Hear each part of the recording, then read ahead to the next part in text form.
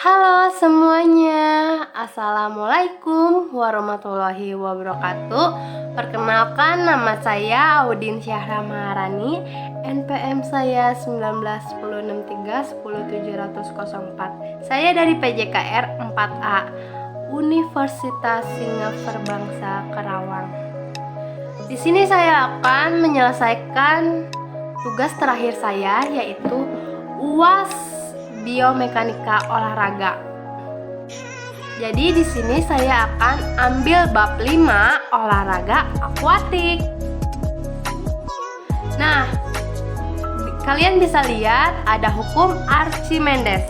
Jadi, olahraga akuatik mengisyaratkan seorang atlet untuk berada dalam air.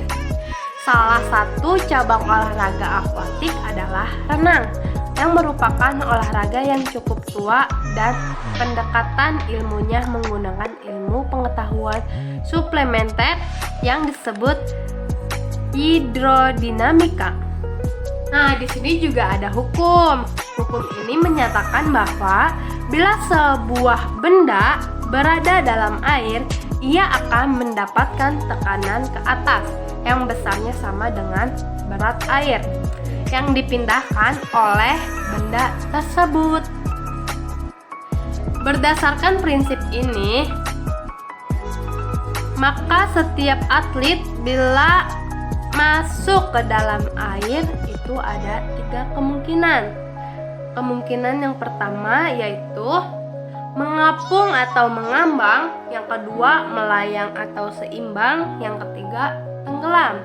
Nah, jadi ketiga kemungkinan ini tersebut disebabkan oleh karena berat jenisnya seseorang itu berbeda. Slide selanjutnya yaitu ada berat jenis. Apa itu berat jenis? Berat jenis suatu benda ialah pembandingan antara gaya berat dan gaya apung dari suatu benda. Yang pertama, bila di darat seorang mempunyai berat badan dan gaya berat tersebut berdasarkan tegak lurus ke bawah dan titik angkatnya adalah pada titik berat badan. Yang kedua, bila seorang ada dalam air kecuali gaya beratnya, ia juga mendapatkan gaya yang disebut gaya apung. Yang ketiga, gaya ini adalah gaya dorong yang bekerja tegak lurus ke atas. Nah, gaya apung ini bekerjanya pada titik pusat yang disebut titik apung. Jadi, berat jenis sama dengan gaya berat atau gaya apung. Bila gaya berat dan gaya apung sama besar, berarti berat jenis sama dengan X per X sama dengan 1. Nah, kalian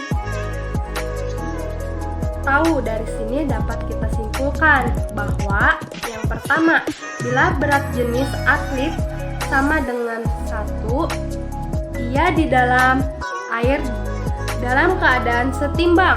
Segala kedalaman di air di dekat permukaan, di tengah kedalaman, di dekat dasar air, ia akan bertahan dan diam dalam kedalaman tersebut. Yang kedua, bila berat jenisnya lebih dari 1, artinya gaya beratnya lebih besar daripada gaya apung, maka gaya berat yang berlebihan ini akan mendorong atlet terus turun sampai ke dasar air. Si atlet akan tenggelam. Yang ketiga, berat jenisnya kurang dari 1, artinya gaya beratnya lebih kecil daripada gaya apung, maka gaya apung yang berlebih akan mendorong atlet ke atas sampai muncul ke permukaan air. Si atlet akan terapung atau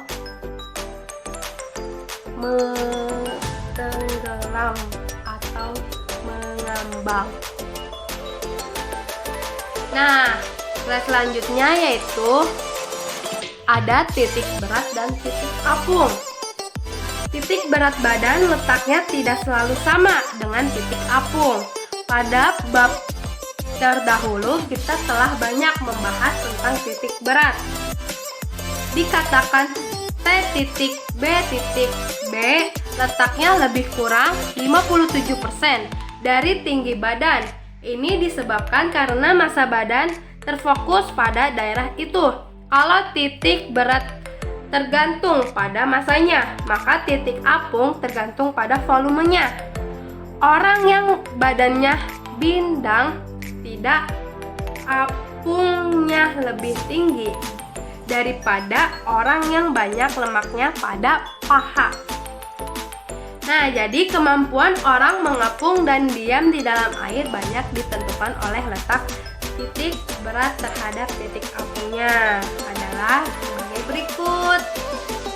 Yang pertama, bila titik berat berada di atas titik apung, orang tersebut cenderung kepalanya turun ke bawah.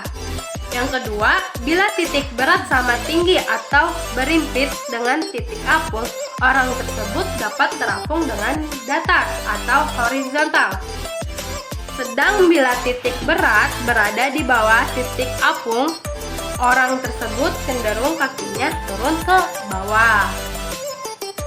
Slide selanjutnya yaitu ada perkembangan teknik berenang. Dari waktu ke waktu terjadi eksplorasi dalam usaha meningkatkan efisien dan efektivitas pada teknik renang, yaitu dengan jalan. Yang pertama, menghasilkan gaya propulsif yang biasa disebut propulsive force yang sebesar-besarnya, dan yang kedua, mengurangi gaya resisten atau retardation menjadi seminimal mungkin. Nah, jadi seperti kita ketahui, gaya propulsif atau propulsive adalah gaya produktif, yaitu gaya force yang menghasilkan gaya laju ke depan. Sedangkan gaya resisten atau retardation merupakan suatu hambatan gerak atau drag. Slide selanjutnya yaitu modifikasi teknik gerak dan komposisi.